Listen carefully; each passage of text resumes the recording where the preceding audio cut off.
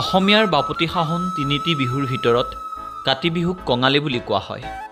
কিন্তু কঙালী বুলি ক'লেও এই কাতি বিহুৰ লগত সংপৃক্ত হৈ আছে অসমীয়া চহা জীৱনৰ এক অনিৰ্বচনীয় মাদকতা।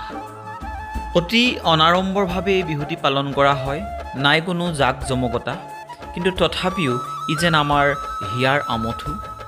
আমি সৰুকালৰে পৰাই এই কাতি বিহু উদযাপন কৰি আহিছোঁ আৰু বৰ্তমান সময়তো এই বিহুটিক নিভাঁজ ৰূপত জীয়াই ৰখাৰ প্ৰয়াস আমি কৰিছোঁ।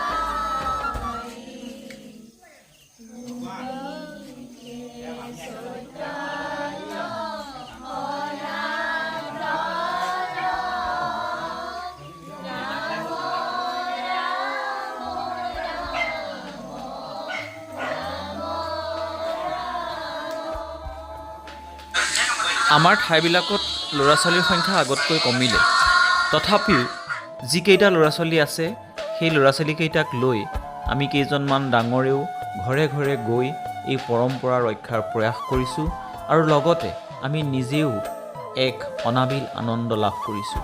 এই অনাড়ম্বৰ এই অনুষ্ঠানটো প্ৰাকৃতিক পৰিৱেশৰ মাজত উদযাপন কৰি আমি যেন অতীতলৈ ঘূৰি গৈছোঁ, আমি যেন ইয়াৰ মাজতে আমাৰ হেৰুৱা শৈশৱক ঘূৰাই পাইছোঁ।